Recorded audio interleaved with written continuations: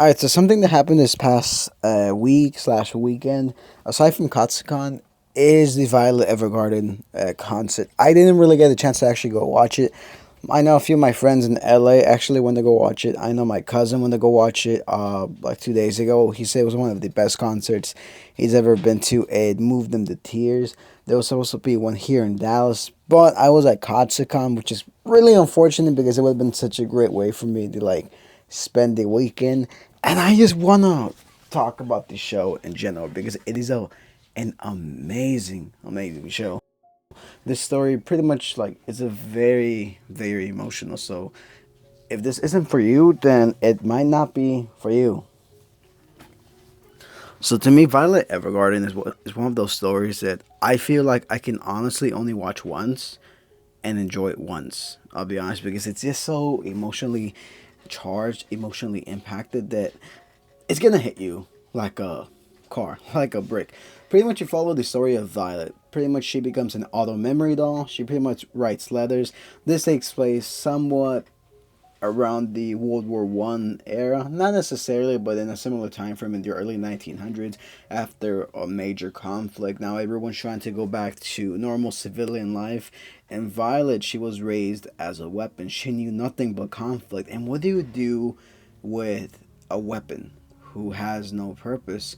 Simple. You put them to write letters. You put their mechanical hands to use by writing letters. She ultimately had someone named Gilbert, but he ended up vanishing. He ended up dying, whatever the case was, and she pretty much lost all purpose in life. That is until she became an auto memory doll, and she's like, okay, I'm gonna write letters. I'm gonna express people's emotions, but how can I express my emotions through letters? She always wonders through herself, and throughout like this short series, we get to see how she's fully understanding emotions.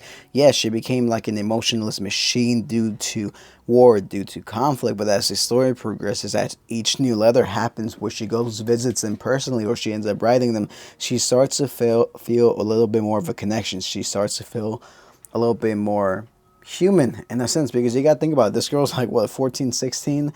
She's young, like she is really young. She knew nothing but conflict in this era that takes place, I say, maybe around Vichy, France, or it's not Vichy, France, but it looks like it takes place throughout Europe, but not actually Europe. It just takes place in this era. And she's just going around handing letters out. She's learning to become more and more human. Ultimately, her goal is to reunite with Gilbert, the one who ultimately saved her from becoming dead weight. Because if you've ever suffered from trauma, if you've ever suffered from PTSD, then you know what it's like.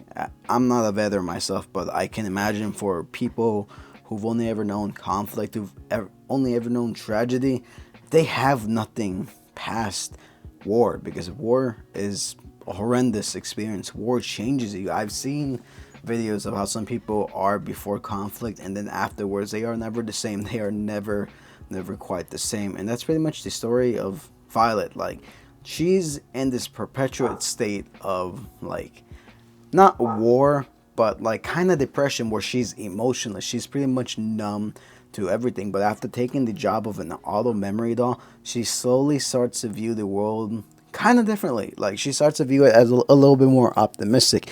It's not until the movie that we find out she gets to meet Gilbert. I don't want to spoil that entirely. I'll cover that eventually. I saw that movie a few years back when it was in theaters, but it's a really beautiful story. Like, it is a really nice story.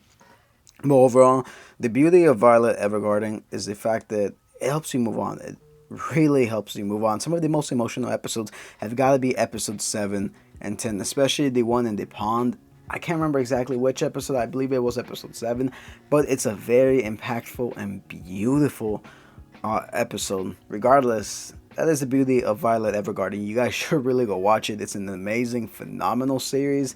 And yeah, that's all I gotta say. So if you went to the concert, did it make you cry? Because I am very jealous. I really wish I could have gone.